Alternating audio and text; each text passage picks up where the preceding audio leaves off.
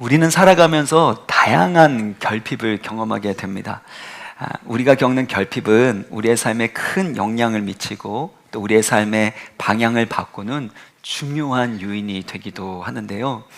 결핍은 우리를 어떻게 변화시키는가? 결핍은 우리를 어떻게 변화시키는가라는 책이 있는데, 그 책의 제목대로 결핍은 우리 정신을 어떻게 사로잡고 있는지, 또 결핍이 우리의 사고를 어떻게 지배하는지에 대해서 흥미롭게 설명하고 있는 책입니다.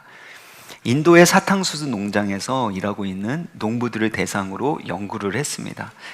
그들은 1년에 한 번 사탕수수를 수확하게 되는데요, 추수기에는 돈이 부족하지 않고 풍족합니다. 그러나 수확 이전에는 빈곤한 생활을 하게 되는 것입니다. 그래서 연구가들이 수확 전과 수확 후에 각각 한 번씩 IQ 테스트를 진행한 것입니다. 수확 전에 빈곤한 시기를 보내는 그 시간의 IQ와 그 이후에 수확한 후에 풍족한 그때에 검사했을 때 IQ를 검사해 보면 이 빈곤할 때의 IQ가 10점 정도 이렇게 낮게 나왔다라는 것입니다. 또한 그들이 피곤한 시기에 실행 제어 관리 능력을 이렇게 평가해 보니까 반응이 11% 떨어졌고 또 15%나 더 실수했다라는 것입니다. 무슨 뜻인가 하면, 인간은 결핍을 느끼게 될 때 정신적인 압박감과 스트레스를 많이 받게 되고, 그에 따라 IQ도 떨어지고 실행 제어 능력도 떨어져서 잘못된 선택과 행동을 할 가능성이 높아진다라는 것입니다. 또 다른 결핍의 부정적인 영향을 꼽으라면, 사람들이 결핍을 경험하게 될 때 그 문제에만 몰입하게 되어 다른 주변의 것들은 잘 보지 못하게 된다는 겁니다. 이러한 결핍의 사고방식을 터널링 효과라고 말하는데요, 어두운 터널에 있을 때 빛나는 출구만 보이고 그 주변에 있는 것들은 보이지 않는 그런 현상을 말하고 있습니다. 예를 들면 금전적인 결핍을 느끼는 사람은 지출에만 집중하게 되니까 저축이나 미래 계획을 세우는 데 어려움을 느끼게 됩니다. 또 바쁜 일상과 시간의 결핍을 느끼는 사람은 일을 무리하게 하면서 운동도 하지 않고 건강과 가정을 돌보지 않게 된다는 것입니다. 이처럼 눈앞의 문제를 해결하려다가 미래를 준비하는 일을 소홀히 여기고 현재의 결핍의 상태를 반복하게 되는 악순환이 일어날 수 있다는 것이죠. 이와 달리 결핍은 사람에게 강한 동기부여를 일으키게 되고 한정된 자원을 가지고 최선의 결과를 만들어내는데 긍정적인 요인으로 작용하기도 합니다. 마쓰시다 고노스케라는 나셔널 파나소닉과 같은 이 브랜드를 만든 마쓰시다 이 그룹의 창업자가 있습니다. 어느 직원이 이 고노스케에게 어떻게 이렇게 큰 성공을 이루게 되었는지에 대해서 질문을 했습니다. 그때 마쓰시다 회장이 이와 같이 대답을 했습니다. 나는 3가지 하늘의 은혜를 입고 태어났습니다. 첫째는 가난함이요, 둘째는 허약한 것이요, 셋째는 못 배운 것입니다. 그가 언급한 가난, 허약함, 낮은 학력, 이 모든 것들은 세상에서 불행의 조건으로 여겨지는 거 아닙니까? 성공할 수 없는 결핍의 상태를 말하는 것인데 왜 그것들이 하늘의 은혜냐라고 물으니까 그가 이렇게 대답했습니다. 나는 가난 속에서 태어났기 때문에 부지런히 일하지 않고는 잘 살 수 없다는 사실을 깨닫게 되었습니다. 또한 허약하게 태어난 덕분에 건강의 소중함을 일찍 깨달았고 건강관리에 힘썼는데 90이 넘은 나이에도 냉수마찰을 하고 있습니다. 그리고 초등학교 4학년 중퇴가 나의 학력의 전부이기 때문에 항상 세상 사람, 모든 사람들을 나의 스승으로 생각하고 열심히 배우는 일을 게을르지 않았습니다. 마쓰시다 고노스케는 가난, 허약함, 낮은 학력, 이 3가지 결핍을 오히려 하늘이 준 선물로 보았고, 오히려 결핍 가운데서 부지런함과 건강관리와 겸손한 배움을 실천해서 이와 같은 성공에 이를 수 있었다는 것이죠. 똑같은 결핍의 상황에서 어떤 사람들은 결핍의 사고방식으로 인해서 고통스러운 악순환에 빠집니다. 반면에 어떤 사람들은 오히려 결핍을 성장과 성공의 발판으로 삼았다라는 것입니다. 사랑하는 성도 여러분, 여러분은 결핍의 문제와 상황을 마주할 때 여러분은 어떤 태도와 어떤 반응을 보이고 계십니까? 우리 모두가 결핍의 사고방식, 결핍의 악순환을 떠나서 마쓰시다 고노스케와 같이 자신의 결핍을 오히려 배움과 성장의 발판으로 삼아야 되지 않겠습니까? 예수 믿는다라는 것은 결핍의 문제에 대한 우리의 태도와 반응이 달라지는 것을 의미합니다. 왜냐하면 하나님은 우리의 결핍의 자리, 부족함의 자리에서 하나님의 영광을 나타내시고 우리의 생각과 우리의 뜻보다 더 크신 하나님의 구원의 일을 이루시는 분이시기 때문입니다. 오늘 성경 본문에서도 마찬가지입니다. 혼인잔치에 포도주가 떨어지는 결핍의 상황에서 예수님은 물이 변하여 포도주로 바꾸시는 놀라운 기적을 행하셨습니다. 11절을 보면 예수님께서 갈릴리 가나에서 행하여 그의 영광을 나타내셨다는 겁니다. 단순한 기적이 아니라 결핍의 자리에서 하나님의 영광을 나타내시는 것, 이것이 주님이 하시는 일이라는 겁니다. 그러므로 우리의 결핍의 자리에서도 하나님의 일하심과 영광이 드러나게 되는 대반전의 역사가 일어나기를 주 예수 그리스도의 이름으로 축원합니다. 그렇다면 어떻게 그런 믿음의 삶을 살아갈 수 있는지 오늘 말씀을 통해 성령의 음성을 듣기를 간절히 소망하는데요. 오늘 혼인잔치에는 예수님과 그의 제자들이 함께 참여했습니다. 그곳에는 예수님의 어머니 마리아도 함께 하고 있는 것을 보게 됩니다. 예수님과 그의 어머니가 함께 혼인잔치에 참여했다는 것은 그들의 아주 가까운 친척이 혼인잔치를 열었다라는 것을 충분히 유축할 수 있습니다. 혼인잔치는 마을에서 기쁨과 흥겨움의 가장 큰 잔치였는데 이 잔치에 큰 문제가 생긴 것입니다. 3절의 말씀을 같이 읽겠습니다. 3절 시작. 예수의 어머니가 예수에게 저들에게 포도주가 없다. 혼인잔치에 포도주가 떨어졌습니다. 당시 혼인잔치는 일주일이 넘게 지속되기도 했는데 혼인잔치에서 빠져서는 안 되는 가장 중요한 요소 중에 하나가 바로 포도주였습니다. 성경에서 포도주는 기쁨, 행복, 축복 이런 것들을 상징했는데요. 만일 혼인잔치에서 포도주가 없다라는 것은 혼인잔치가 망쳐져 버린 것과 다름이 없었습니다.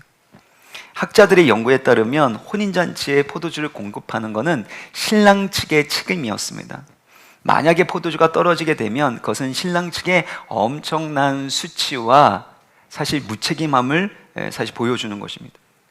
심지어 법적인 소송에 이르기까지 그만큼 중요한 것이 혼인잔치의 포도주를 관리하는 일이었습니다. 한마디로 포도주가 떨어졌다는 건 혼인잔치가 끝났다, 혼인잔치가 망하게 되었다라는 것을 의미하는 것입니다. 우리의 삶 속에도 이 포도주가 떨어지게 되는 경험을 할 때가 있습니다. 사랑하는 관계 가운데 포도주가 떨어지는 것을 경험하게 되죠.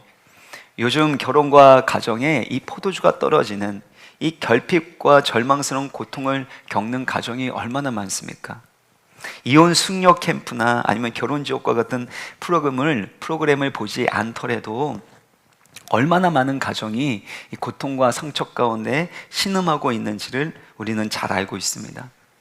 어떤 분들은 재정의 문제에서, 직장과 사업의 문제에서 이 포도주가 떨어지는 고통을 경험합니다. 어떤 분들은 건강의 문제에서 포도주가 떨어지게 되는 큰 위기를 맞이하게 되죠.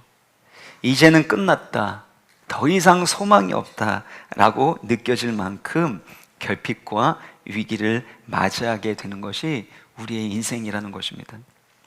이때 3절을 보면 예수님의 어머니 마리아가 한 일이 있는데요. 포도주가 떨어진 고통스러운 상황, 절망스러운 상태를 예수님께 알렸다라는 것입니다. 저들에게 포도주가 없다라고 알리고 있는 것입니다. 마리아는 포도주가 떨어진 것을 먼저 알고 있었고, 그리고 그것을 뭔가 해결해야 된다는 부담감을 가지고 있었습니다. 아무래도 그녀가 이 혼인잔치의 포도주나 이 음식과 관련된 어떤 책임을 맡은 것이 아닌가라는 그런 생각을 하게 됩니다. 또한 그 문제를 예수님께 아뢰었다라는 건 담당자들이 그 문제를 해결할 수 있는 능력과 방법이 없었다라는 것을 의미하는 것이죠. 만약에 그 문제를 해결할 수 있었더라면 예수님께 말할 필요도 없는 것입니다. 또 어디서 그 많은 포도주를 구해서 공급할 수 있었겠습니까? 그들이 해결할 수 없는 결핍과 절망의 문제를 끌어안고 마리아는 예수님께 자신의 그 상황과 현재 상태를 아뢰고 있는 것입니다. 어떤 분들은 이 부분에 대해서 마리아가 자신의 고민과 문제를 아뢰는 것일 뿐 해결해 달라고 요청하는 것은 아니다, 그냥 아들에게 하소연하고 있었던 것이다, 이렇게 해석하는 분들도 있습니다. 그런데 그렇지 않습니다. 왜냐하면 예수님께서 뭔가 부정적인 뉘앙스의 말씀을 하신 다음에 5절을 보면 마리아가 하인들에게 뭐라고 하냐면 예수님께서 무슨 말씀을 하시든지 그대로 하라라고 말합니다.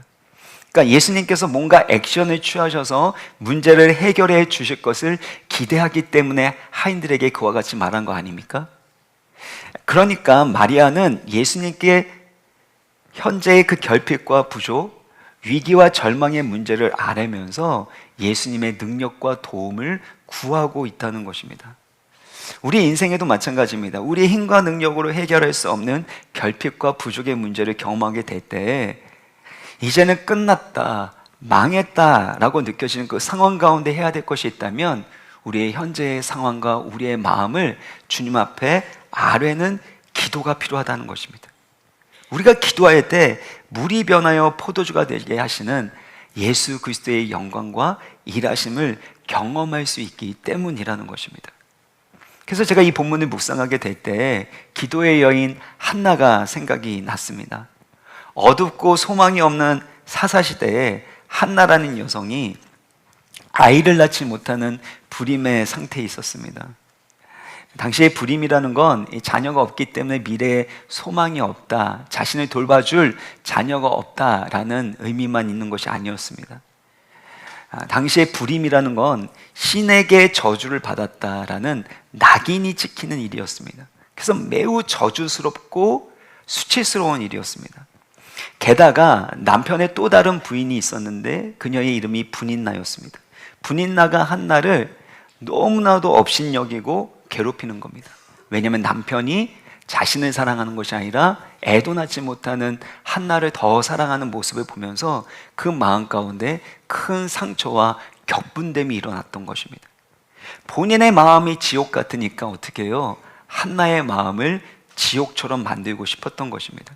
그래서 한나를 업신여기고 괴롭게 하니까 한나의 마음이 너무나도 슬프고 괴로워서 이 음식을 먹을 만큼의 그런 마음도 잃어버리게 되었습니다. 그때 괴롭고 고통스러운 마음에 한나가 한 것이 무엇입니까? 사무엘상 1장 10절을 보면 한나가 마음이 괴로워서 분인나와 멱살 잡고 싸운 것이 아니라 여호와께 기도하고 통곡했다라는 것입니다. 또 오랫동안 기도하는 동안에 여호와 앞에 그녀의 심정을 통하게 됩니다. 쏟아놓게 됩니다. 그러다 보니까 하나님과 마음이 통하게 되고 하나님의 뜻과 마음을 헤아리는 사람이 된 겁니다. 하나님의 마음을 알게 되니까 그 다음에는 서원 기도를 하게 됩니다.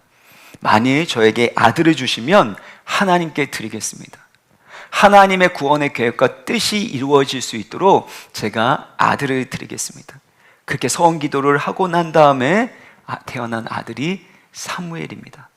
사무엘을 통해서 어둡고 절망스러운 사사시대에 구원의 빛을 비춰주시는 거죠. 그리고 사사시대가 끝나고 이제는 왕정시대가 세워지도록 사울에게 기름 부었을 뿐만 아니라 다윗에게 기름 붓는 위대한 지도자로 쓰임받게 됩니다. 그녀에게 일어난 고통스러운 일들로 인해서 사실은 사무엘이 예비가 되었고 하나님이 한나를 통해서 그 땅 가운데, 그 시대 가운데 사무엘을 선물로 주셨던 것입니다. 뿐만 아니라 아이를 낳지 못했던 한나라인 여인이 나중에는 세 아들과 두 딸까지도 낳게 되는 놀라운 복을 받게 됩니다. 이것이 하나님이 행하시는 일이에요. 우리 인생 가운데 결핍이 있고 괴롭고 고통스러운 일이 있다 할지라도 그 과정을 통해서 하나님은 우리 가운데 더 좋은 것을 주시려는 목적과 계획을 가지고 계시는 줄 믿으시길 바랍니다. 하나님이 주시는 최상의 선물은 내가 원치 않는 포장지에 쌓여서 올 때가 참으로 많기 때문입니다. 제가 참 존경하는 분이 이 말씀을 하신 건데요, 하나님이 주시는 가장 좋은 선물은 내가 원치 않는 포장지에 쌓여서 올 때가 많다라는 겁니다. 때로는 결핍의 포장지, 고난과 아픔의 포장지에 쌓여 있으니 받고 싶지 않은 거죠. 그런데 그 포장지를 잘 받아서 열어보면 거기에 하나님께서 담아두신 놀라운 선물이 있다라는 것입니다. 우리가 인생의 결핍과 위기를 맞이하게 될 때도 이것을 꼭 기억해야 됩니다. 주 예수님께서는 더 좋은 것을 예비하시고 가장 좋은 것을 우리 가운데 주시기를 원하신다라는 것입니다. 우리가 결핍과 위기 가운데 있을 때 하나님께 부르짖어야 합니다. 주님께 우리의 모든 것을 아뢰야 합니다. 그때 기도하게 될 때 하나님이 물이 변하여 포도주가 되게 하시는 하나님의 놀라운 능력과 기적을 우리 가운데 나타내 주실 줄 믿습니다. 이와 같이 주님께서 일하실 건데요, 근데 4절을 보면 이해하기 어려운 예수님의 반응을 보게 됩니다. 4절의 말씀을 같이 한번 읽겠습니다. 시작. 예수께서 이르시되 여자여 나와 무슨 상관이 있나이까 내 때가 아직 이르지 아니하였나이다. 예수님이 어머니를 향하여 여자여 라고 부르고 계십니다. 뭔가 무례한 듯이 느껴지지 않습니까? 근데 사실 그런 의미가 아닙니다.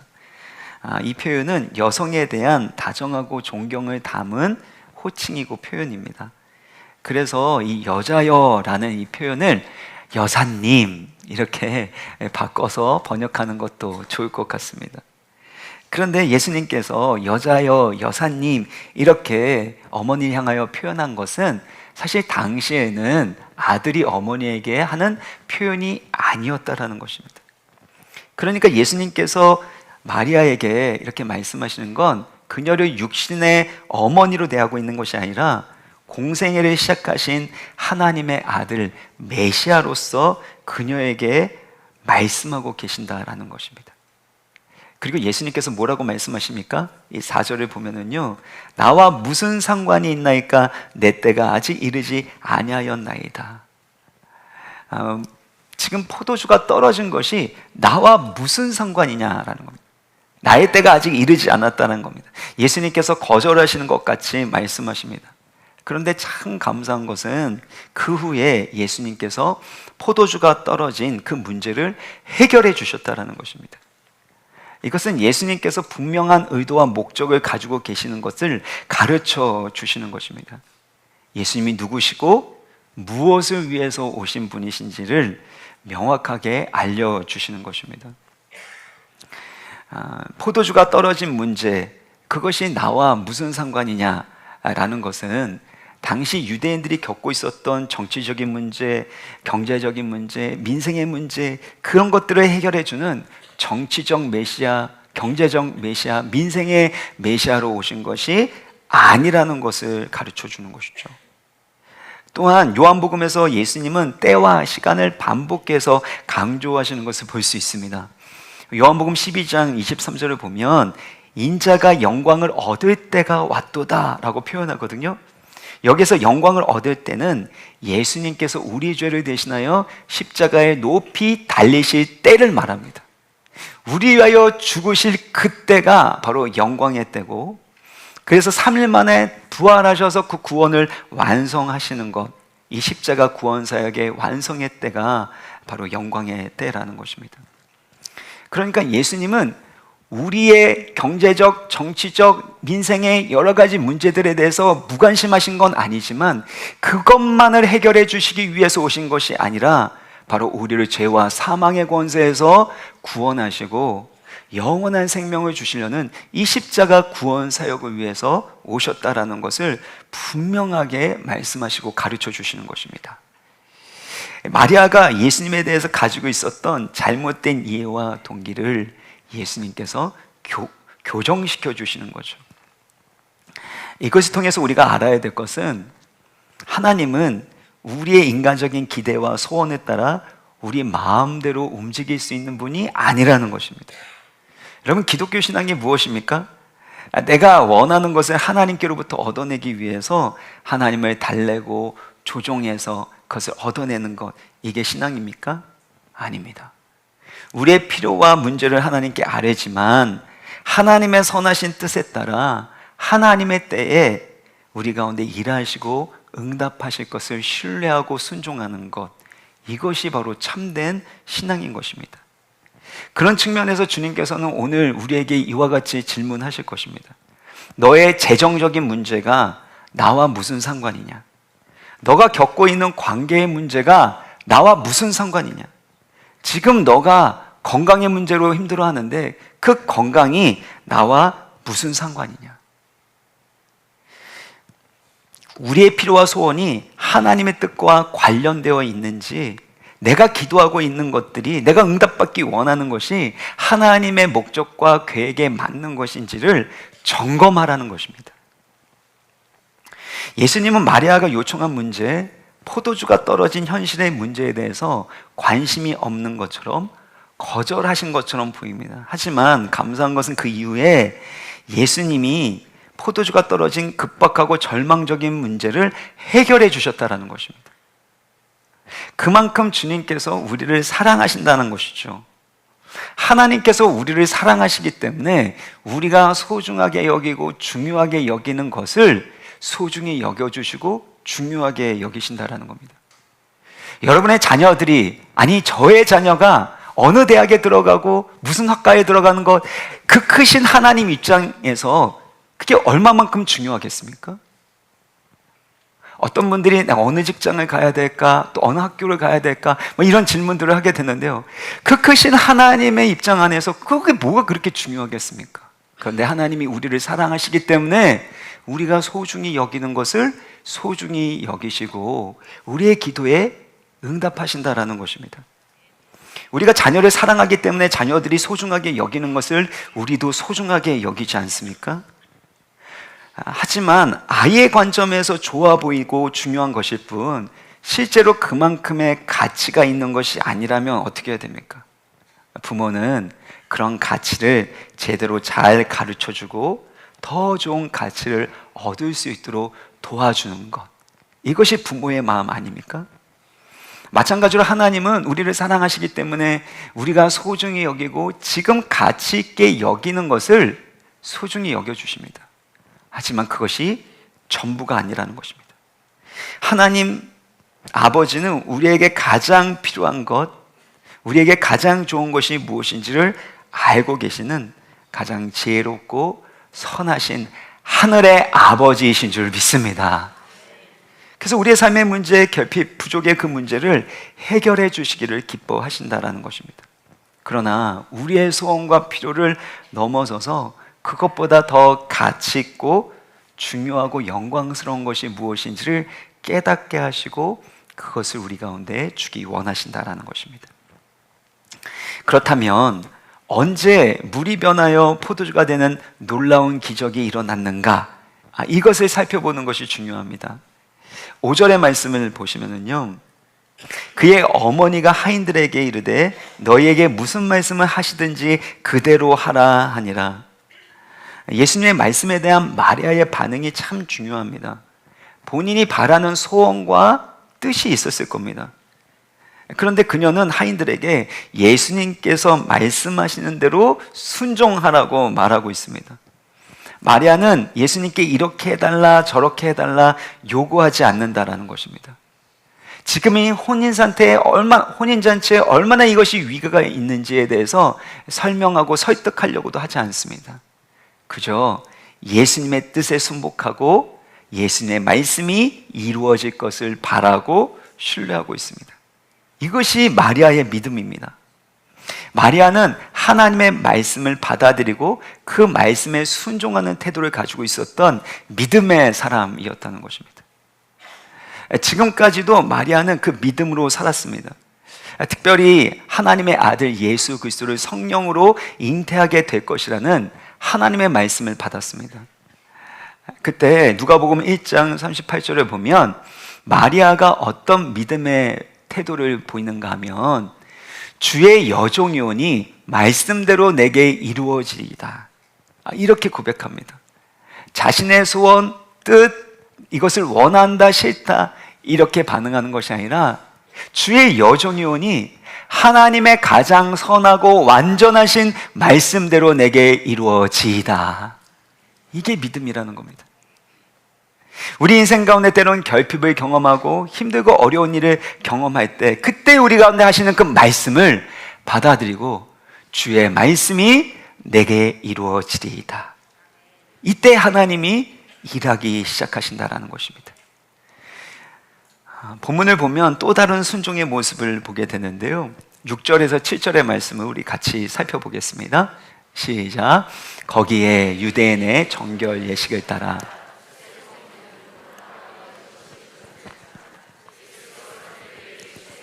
항아리에 물을 채우라 하신즉 아기까지 채우니. 유대인의 정결 예식에 따라 돌 항아리 6이 있었습니다. 그 항아리에 물을 채우라고 말씀하셨고 하인들은 순종해서 이 물을 아기까지 가득 채우게 됩니다. 또 떠서 연회장에 가져다 주라는 예수님의 말씀을 따라서 순종하여 가져다 줍니다. 이처럼 예수님의 말씀에 순종하게 되니까 어떤 일이 일어납니까? 물이 변하여 포도주가 되는 이들이 일어나게 되었다는 겁니다. 그러니까 끝까지 순종하는 그 이들을 통해서 하나님이 일하신다라는 거예요. 우리는 보통 이 항아리에다가 물 채우는 일, 그런 이들을 몇 번 할지는 모르겠습니다. 그런데 이 항아리가 엄청난 큰, 이거를 한 잔씩 돌리게 되면 나중에 보면 2,400명, 2,500명이 마실 수 있는, 한 잔씩 마실 수 있는 엄청난 그 물의 양이거든요. 그러니까 물을 여러 번 갖다 부어야 되니까 몇 번은 부을 수 있죠. 그런데 예수님의 말씀에 따라 가득 채우는 거죠. 또한 연회장에게 갖다 주라고 했을 때 또 갖다 주는 것을 볼 수 있습니다. 하인들 입장에서는 이해가 안 되는 거죠. 어떻게 여기 있는 물을 그 사람에게, 연회장에게 가져다 주라고 하는가, 이해되지 않지만 끝까지 순종했다라는 것입니다. 사랑하는 성도 여러분, 우리가 기도하는 것도 중요하지만 하나님이 우리 가운데 주신 그 말씀을 끝까지 순종해야 됩니다. 몇 번 순종하는 걸 통해서 가정 가운데 하나님의 치유와 회복의 역사가 일어나는 것이 아닙니다. 하나님의 뜻이 이루어질 때까지, 하나님의 때 하나님이 완성하실 때까지 끝까지 순종하셔야 됩니다. 나만 장군이 요단강에서 7번 이 몸을 씻으면 낫게 될 것이다, 문둥병이 낫게 될 것이라는 말씀을 들었습니다. 그리고 나서 나만 장군이 6번만 몸을 담궜다고 생각해 보세요. 6번에서는 아무런 일이 일어나지 않습니다. 7번까지 순종해야 되는 겁니다. 여리고성, 그 철옹성과 같은 여리고성이 무너지는 것도 7일 동안 매일 한 바퀴씩 돌고 마지막 7번째 날에 7바퀴를 돌아야지만 무너집니다. 6일만 돌아서는 안 되는 겁니다. 7일째 6바퀴 돌았는데 아무런 일이 일어나지 않는다고 멈추면 아무런 일이 일어나지 않습니다. 끝까지 하나님의 때에 하나님께서 응답하실 때까지 끝까지 순종하게 될 때 물이 변하여 포도주가 되는 놀라운 기적의 역사가 일어나는 줄 믿으시길 바랍니다. 그러므로 끝까지 순종할 수 있는 믿음이 필요하다라는 것입니다. 특별히 9절 10절을 보면은요, 연회장은 물로 된 포도주를 맛보고도 어디서 나는지를 알지 못했다라는 겁니다. 근데 누구는 알고 있었습니까? 물떠온 하인들, 순종한 하인들은 알고 있었다는 겁니다. 똑같은 기적을 보고 있는데 이것이 어디서부터 났는지, 예수 그리스도께서 행하신 그 영광을 볼 수 있는 사람은 순종한 사람들이라는 겁니다. 그래서 기독교 신앙의 핵심은 순종입니다. 순종. 우리가 주일날 와서 하나님의 말씀을 들을 때 마음 가운데 감동이 있는 것, 눈물을 흘리는 것, 참으로 필요한 일일 수 있습니다.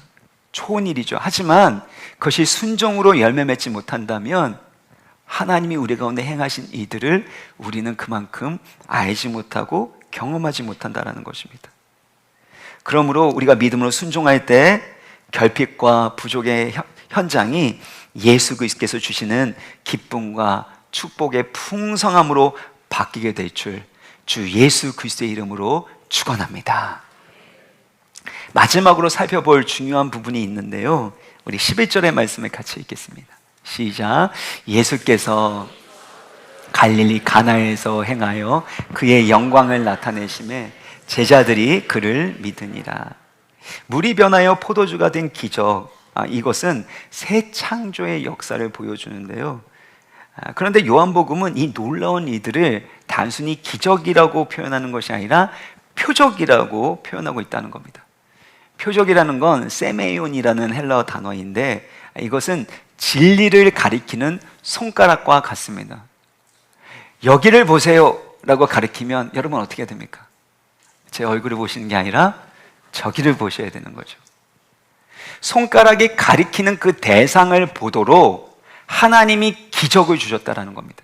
그러니까 기적 그 자체, 우리의 결핍이 채워지는 그 기적 자체가 중요한 것이 아니라 그 기적이 가리키는 구원의 진리가 무엇인지, 그 기적을 행하신 예수님이 누구이신지를 알아가는 것이 훨씬 더 중요하다는 것입니다.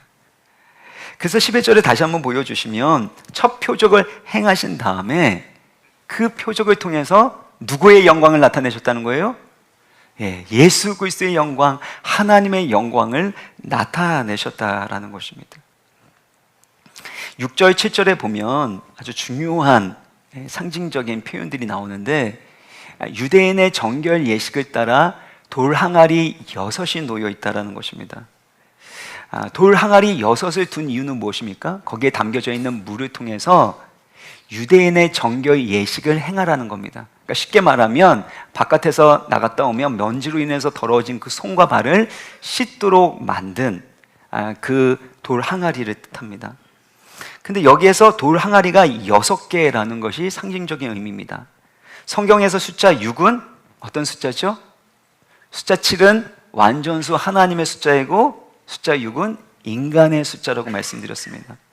사마리아 여인에게 목마름이 있는데 그 목마름을 해결하기 위해서 이런저런 남자들 계속해서 만났는데 그 남자가, 결혼한 남자가, 살고 있는 남자가 6명이라고 했죠. 인간적인 노력으로 아무리 애써도 그녀의 그 목마름을 해결할 수 없음을 바로 6남자가 보여주고 있는 것이죠. 마찬가지로 정결 예식에 사용하는 돌 항아리 6개는 인간이 율법을 지켜서 정결하고자 하지만 그 모든 노력과 수고가 실패할 수밖에 없음을 상징하고 있는 것입니다. 인간의 죄성과 연약함 때문에 아무리 스스로 율법을 지키고 거룩하게 살려고 하지만 실패할 수밖에 없고, 죄에 대한 값은 죽음입니다.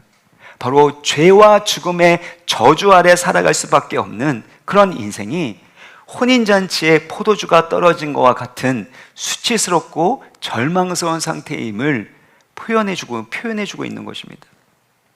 그래서 예수님께서 우리를 죄와 사망의 권세에서 구원하기 위하여 십자가에서 피 흘려 죽으셨고 3일 만에 다시 살아나신 것입니다. 그런 의미에서 복음서에서 말하고 있는 포도주는 우리의 죄사함을 위해서 예수님께서 흘리시는 보혈을 상징하고 있습니다. 누가복음 22장 20절을 보면 저녁 먹은 후에 잔도 그와 같이 하여 이르시되 이 잔은 내 피로 세우는 새 언약이니 곧 너희를 위하여 붓는 것이라. 그러니까 예수님께서 십자가에서 흘리시는 그 피는 새 언약, 우리와 새 언약을 맺으셔서 우리를 정결케 하실 뿐만 아니라 하나님의 성령이 우리 안에 거하시고 사셔서 우리 가운데 하나님의 뜻이 이루어지고 하나님의 형상을 닮아갈 수 있게 하시는 새 언약을 이루기 위해서 예수님께서 흘리실 피, 그것이 포도주가 상징하는 바라는 것입니다. 이처럼 예수님은 물이 변하여 포도주가 되게 하시는 그 사건을 통해서 예수님께서 이루실 그 십자가의 구원 사역을 보여주시고 가르쳐 주시는 것입니다. 이게 바로 예수님께서 행하시는 새 창조의 역사죠. 물이 완전 성질과 그 성분이 다른 포도주로 바뀌는 것처럼 죄인인 우리 인간이 예수 그리스도의 십자가 사건으로 말미암아 부활의 능력으로 또 성령 하나님께서 우리 가운데 임하심으로 새로운 피조물이 되게 하시는 새 창조가 일어나게 될 것이라는 겁니다. 그래서 고린도후서 5장 17절 보면 누구든지 그리스도 안에 있으면 새로운 피조물이라. 이전 것은 지나갔으니 보라 새 것이 되었도다. 예수님은 우리 가운데 놀라운 구원과 새 창조의 역사를 일으키시는 구원의 주님인 줄 믿으시길 바랍니다. 그래서 그리스도 안에서 새로운 삶을 살아가게 되는, 새로운 피조물로 살게 되는 것입니다. 뿐만 아니라 예수님께서 다시 오시는 그날에 어린 양의 혼인잔치에 참여하여 영원한 기쁨과 사랑과 복락을 누리게 될 것을 미리 보여주는 것입니다. 그러므로 예수님께서 포도주가 떨어진 현실의 문제를 해결해 주신 것은 사실은 예고편일 뿐 참된 문제 해결의 모습이 아니었습니다. 하나님은 우리 가운데 최고의 선물을 주시기 원하십니다. 그것은 구원의 기쁨과 영원한 생명을 우리 가운데 주시는 하나님의 아들 예수 그리스도. 예수 그리스도가 하나님이 주시는 최고의 선물이라는 것입니다. 로마서 8장 32절의 말씀을 같이 읽겠습니다. 시작. 자기 아들을 아끼지 아니하시고 우리 모든 사람을 위하여 내주시니가 어찌 그 아들과 함께 모든 것을 우리에게 주시지 아니하겠느냐. 온 우주하고도 바꿀 수 없는 가장 귀한 하나님의 독생자 예수 그리스도를 아끼지 않고 주실 만큼 우리를 사랑하신다는 겁니다. 그러니까 그 아들을 주셨는데 모든 것을 우리에게 주시지 않겠느냐. 그만큼 우리를 사랑하신다는 거죠. 가장 좋은 걸 주시기를 원하신다는 겁니다. 근데 여기서 중요한 것은 무엇과 함께요? 그 아들과 함께, 예수 그리스도와 함께 모든 것을 우리 가운데 주시기를 원하신다라는 것입니다. 우리가 재정적인 문제의 해결을 받는 일, 건강의 문제가 해결되는 일, 또 직장생활, 또 사업에서 여러 가지 문제가 풀리게 되고 관계적인 깨어짐이 회복되는 이들을 경험할 수 있습니다. 하나님의 행하시는 능력과 기적입니다. 그러나 그것이 전부가 아니라는 겁니다. 궁극적인 목적은 그 일을 통해서 예수 그리스도의 영광을 보게 하시는 거고, 예수 그리스도의 영광을 나타내는 표적과 같은 인생을 살아가라는 것입니다. 그래서 그 사람이 받은 축복을 보면서, 그 사람이 경험했던 치유를 보면서, 그 사람이 경험했던 그 결핍을 채워주시는 하나님의 풍성하신 은혜를 보면서 그 사람에게 주목하는 것이 아니라 그 사람이 가리키는, 그 기적이 가리키는 예수 그리스도를 보여주고 그 예수 그리스도의 영광을 증거하는 삶이 그리스도인의 삶이라는 것입니다. 말씀 마무리 짓겠습니다. 우리가 겪는 갈증을 통해서 우리는 영원한 생명도 되시는 예수 그리스도를 마시게 됩니다. 우리가 배고픔을 경험하는 그 과정, 그 결핍의 그 과정을 통해서 우리는 영원한 생명의 양식이 되시는 예수 그리스도를 먹게 되는 것이죠. 또한 고통스러운 결핍과 절망스러운 위기를 통해서 예수 그리스도께서 우리의 소망과 생명의 능력이 되심을 우리는 깨닫고 경험하게 되는 것입니다. 예수 그리스도 안에 모든 것이 있는 거죠. 예수 그리스도가 우리 가운데 참된 부요함을 주실 수 있는 하나님이 주시는 최고의 선물이라는 것입니다. 고린도후서 8장 9절, 우리 주 예수 그리스도의 은혜를 너희가 알거니와 부요하신 이로써 너희를 위하여 가난하게 되심은 그의 가난함으로 말미암아 너희를 부요하게 하려 하심이라. 예수 그리스도 안에 참된 부요함이 있는 줄 믿습니다. 예수 그리스도 안에서 새 창조의 기쁨과 풍성함을 누리기를 원하신다라는 것입니다. 그러므로 예수 그리스도께서 함께 하시는, 예수 그리스도께서 베풀어 주시는 그 새 창조의 은혜로 말미암아 여러분의 영혼과 삶 가운데 하나님의 영광을 보게 되는 그 기쁨이 풍성하시기를 주 예수 그리스도의 이름으로 축원합니다. 우리 같이 충만 우리 찬양하겠습니다.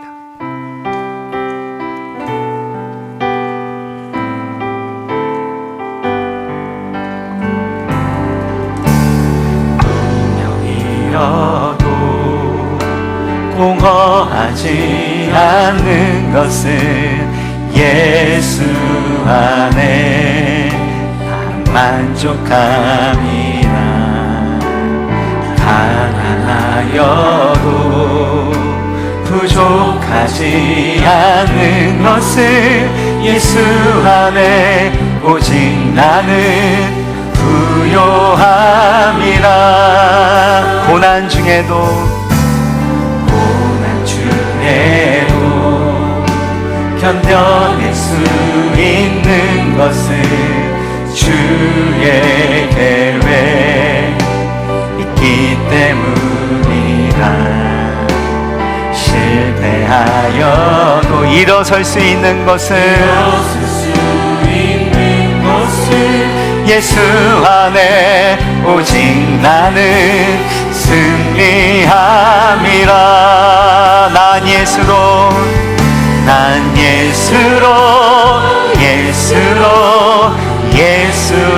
충만하네. 난 예수로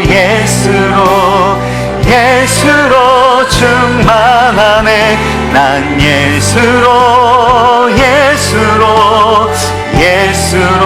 충만하네.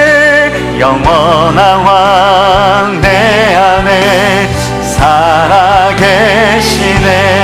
내 몸이 약해도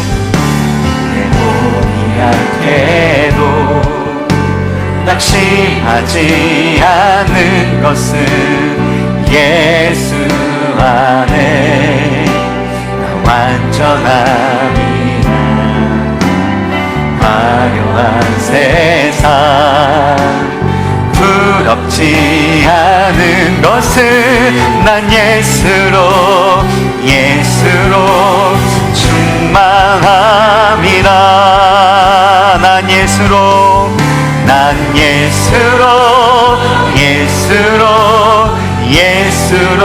충만하네. 세상 모든 것들도 부럽지 않네.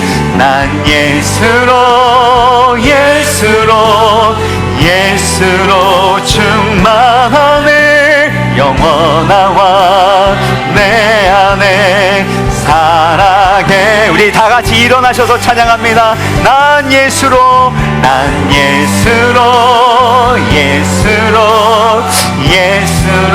충만하네. 세상 모든 풍파도 두렵지 않네.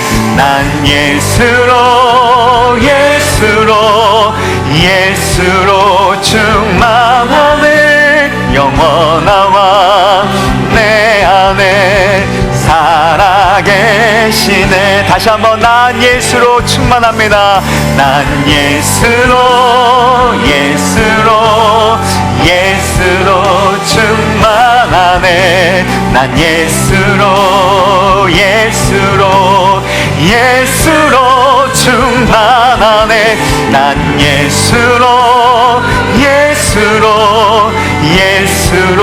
충만하네. 영원한 왕 내 안에 살아계. 주의 영광 이곳에 가득해.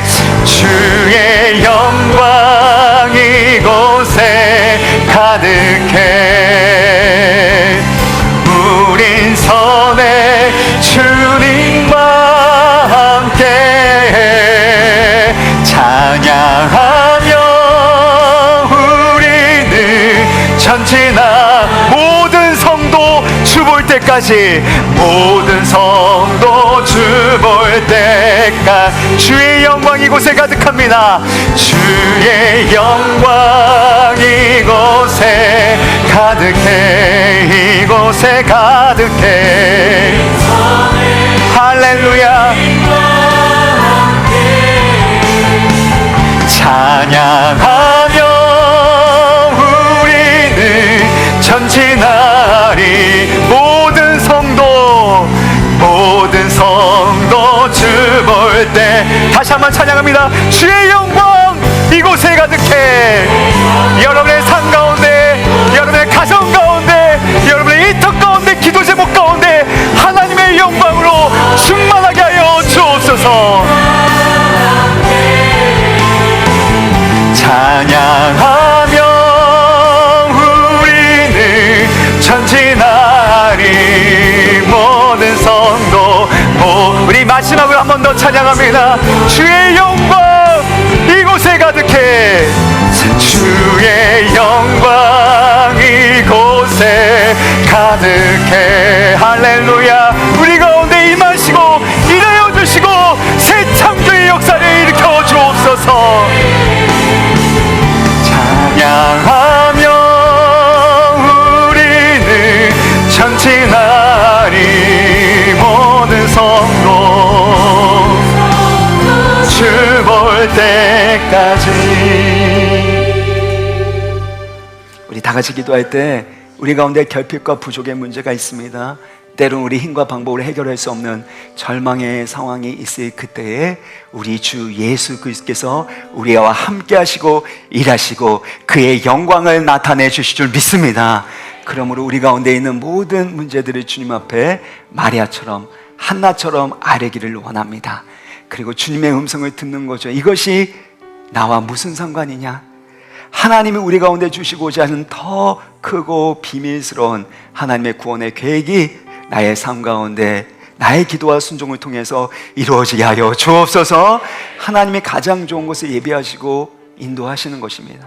설교 때 말씀드린 것처럼 하나님이 주시는 가장 좋은 선물은 때로는 내가 원치 않는 포장지에 쌓여서 주어질 때가 많습니다.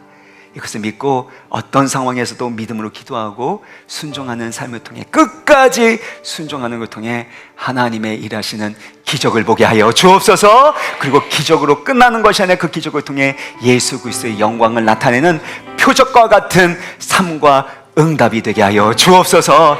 지금 예수 그리스도로 충만하게 하여 주시고 예수 그리스도로 만족하게 하여 주시고 예수 그리스도로 충분한, 예수 그리스도로 충만하고 예수 그리스도로 충분한 인생 되게 하여 주옵소서. 이 시간에 주여 한번 간절히 부르고 기도합니다.